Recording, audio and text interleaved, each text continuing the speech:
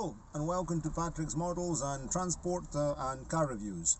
So in various videos you've seen videos from the Panda Selecta, our 1993 Panda Selecta.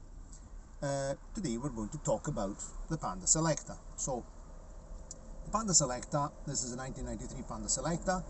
It's a Panda with an automatic gearbox or transmission if you're from the United States. It has an ECVT transmission, meaning that there is an endless number of gear ratios. There's a steel belt that goes around. Practically, it's the electronic version of the DAF Variomatic.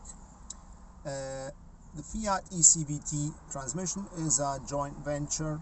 It's licensed built by Fiat, and it was, if I don't remember badly, a Hitachi design. In fact, the starter motor is not the usual Fiat Marelli. It's Magneti Marelli, it's branded Hitachi. Anyway, let's have a talk about the car itself. So, practically it's a Panda with an 1100 Fire 1.1 IE, so single point injection engine with this fantastic automatic gearbox. This is the gear lever.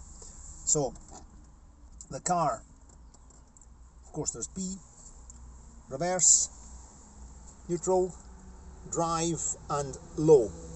You select low if you have to climb a steep hill or go down a steep hill, because it stays in the largest the largest cog, let's say. So you imagine there's like a conical wheel and the steel belt goes along it, no? Right? It doesn't change gear, it doesn't move along the gearbox roller mechanism. I'm using layman terms. Generally you put it in D. So we'll start the car.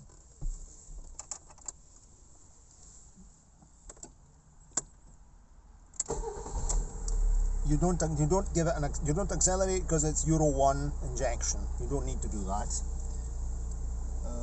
The Panda Selecta Euro 1, so single point injection version, has the 1100 Fire engine, the carburetor the 1000. The 11,000 Fire engine is has a much better cylinder head gasket, much tougher. Right, so we want to drive the car away. Put it in D and indicator on. Off we go. The steering wheel is the usual.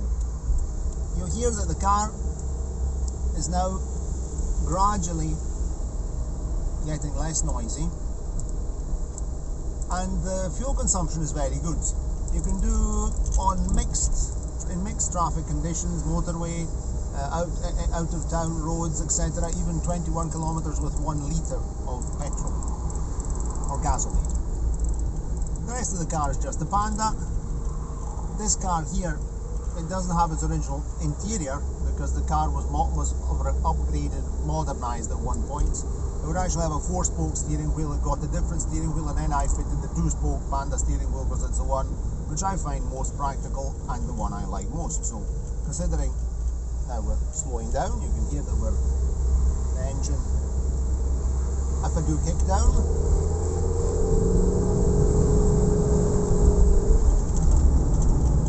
and then it has larger diameter discs, bigger discs at the front and larger diameter drums at the back to compensate for the lack of engine brake. Now we'll stop and we'll simulate starting in low. When you use low, either if it's a steep hill or, for example, if you're on snow or ice, you want your wheels to go slowly. So I'm putting it in L. Listen to the car. It's staying at high revs, it's not changing. But then I can put it in D and don't even have to take my foot off the accelerator to move it into D. This is an electric selector. And now I'll show you one last thing, because everything else is just like driving a Panda. There's no power steering, but you don't need power steering in this car. I run it on the 135 R80 tyres, the thinner tyres, so very good. good road holding. I think they're Firestone multi-hawk. And we'll just go back to where we were. We're in a very, you can show this, we're in Vicenza. There's nothing special in this area. Now maybe when we leave, we'll do a, I'm just going to stop right here. And I'll turn back round and go in the shades. Okey-doke.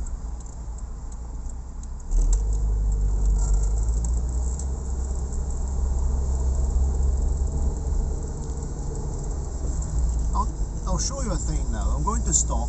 Generally, automatic cars, when you stop an automatic, see? I don't know if you can see my foot. I'm not keeping the brake pedal pressed. Generally, when you stop an automatic and it's in D, you have to hold. See that it's in D? It's in D. You have to hold the car. The Panda Selecta, there's a radiator fan coming on, has a micro switch in the accelerator that disconnects the gearbox even if it's in D. So I don't need to hold it with my foot. Any other automatic, you have to generally hold it with the foot. This is very handy in traffic. Then if I put the car off and I leave it in D, this warning bell, this alarm sounds, and watch it, I can't start the car. See?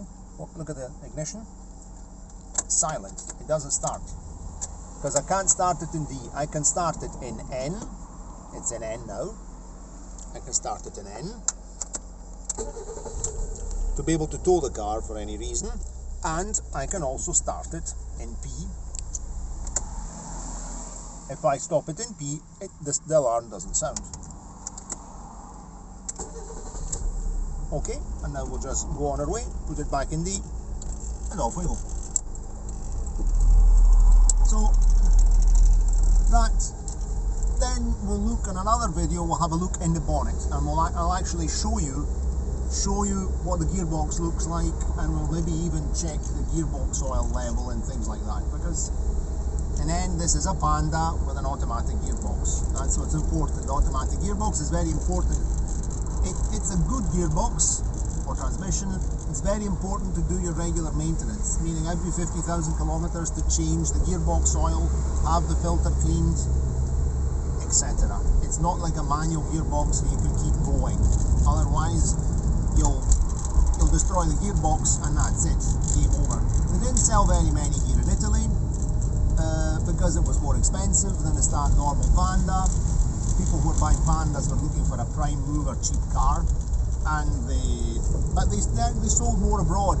They sold quite a few in Japan where automatic gearboxes are common. In fact, this car belonged to the Japanese wife of a friend of mine, my friend Ettore, the one with the Hiroshima tram. And they had a child and they needed a bigger car.